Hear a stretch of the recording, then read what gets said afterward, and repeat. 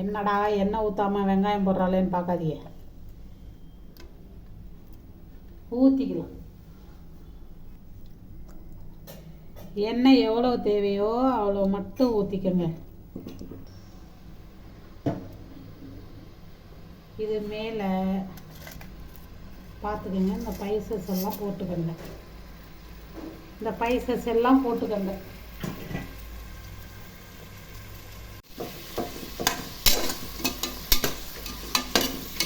நான் நெய் போட மாட்டேன், நீங்கள் நெய் வேணால் போட்டுக்கோங்க.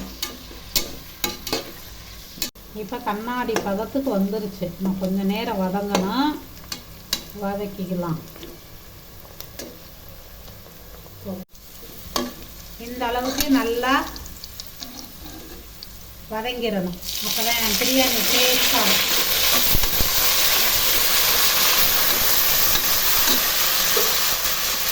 புதினாவை இந்த ஸ்டேஜில் புதினா கொத்தமல்லிலாம் போட்டுக்கோங்க, ஏன்னா அப்போ தான் நல்ல வாசனை நல்லாயிருக்கும்.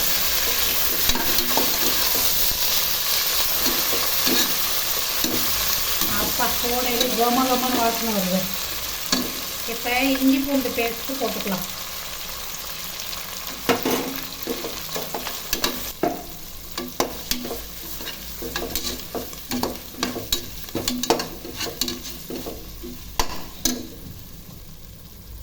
இப்போ ஒரு ஸ்பூன் மிளகா பொடி போட்டுக்கிறேன்.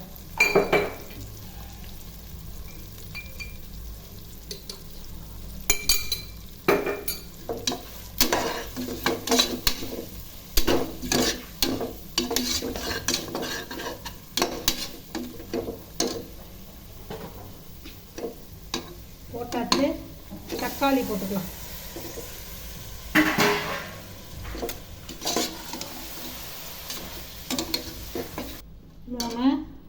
பச்சை மிளகா,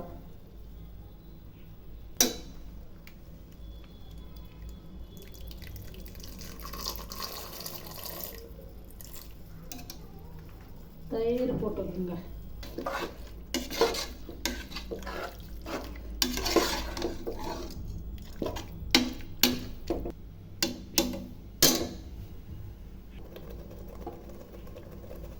அதுக்கு தேவையான அளவு உப்பு.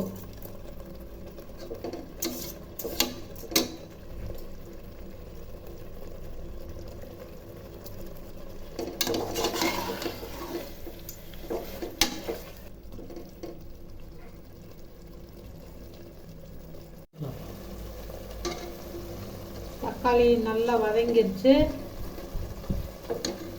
இப்போ இந்த ஸ்டேஜில் கறியை போட்டுக்கலாம்.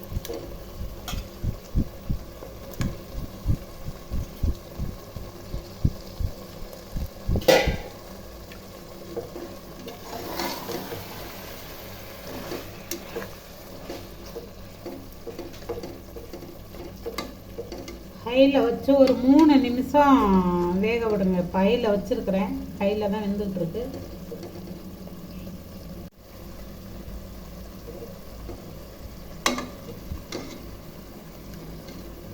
ரசமியா சேனலை சப்ஸ்கிரைப் பண்ணுங்கள், லைக் பண்ணுங்கள், வீடியோ ஸ்கிப் பண்ணாமல் பாருங்கள். நான் இப்போ 1 கிலோ அளவு எவ்வளவு, 1 கிலோக்கெலாம் எவ்வளோ அளவு போடணும் என்ன அதெல்லாம் நான் சொல்லுவேன். வீடியோவை ஸ்கிப் பண்ணாமல் பாருங்கள்.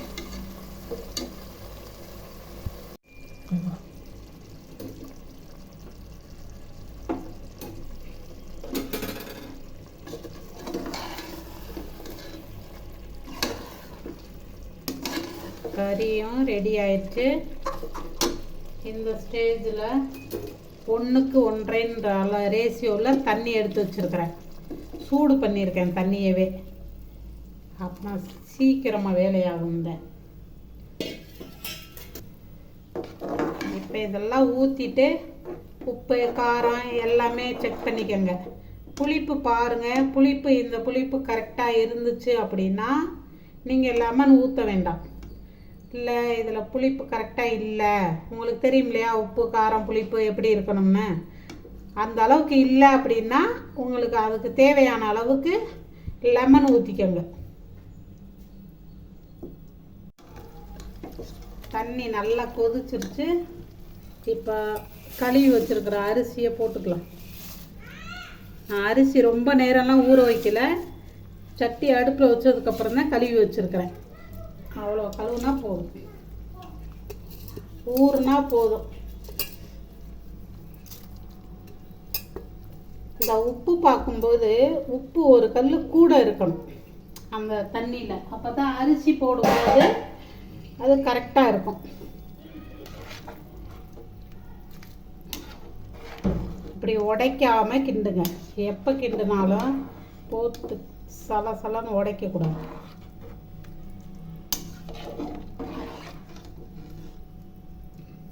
இப்போ மூடி போட்டு விசில் விட்டு எடுத்துக்கலாம்.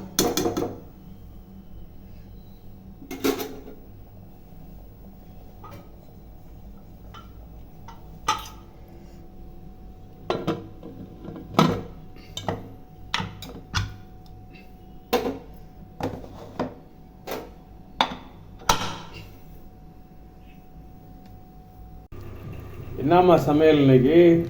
ஹாலில் மூக்க தொலைக்குது. பிரியாணி. ஓ, அப்படியே பாருங்க, நல்லா பளபளன்னு இருக்க சாதம். கொஞ்ச நேரம் ஆறுச்சுன்னா சரியாக போயிடும். பாருங்க, சோறு ஒன்றோட ஒன்று ஒட்டாது ஆறிடுச்சுன்னா.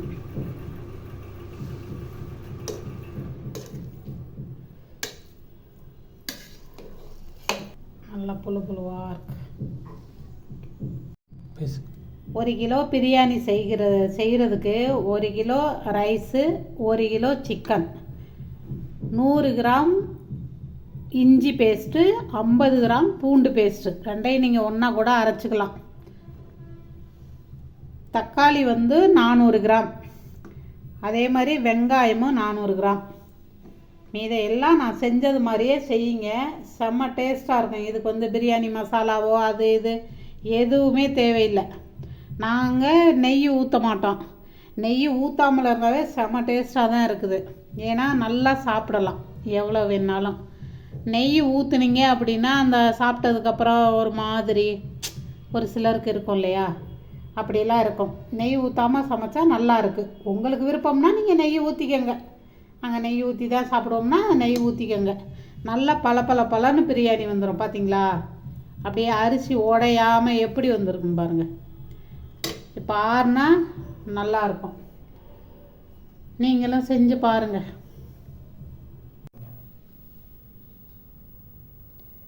பிரியாணி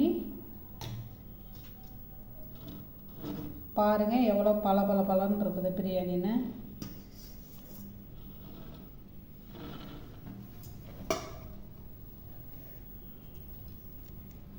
லெக் பீஸு,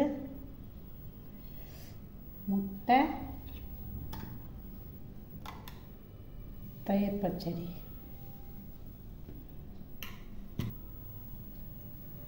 வாங்க சாப்பிடலாம்.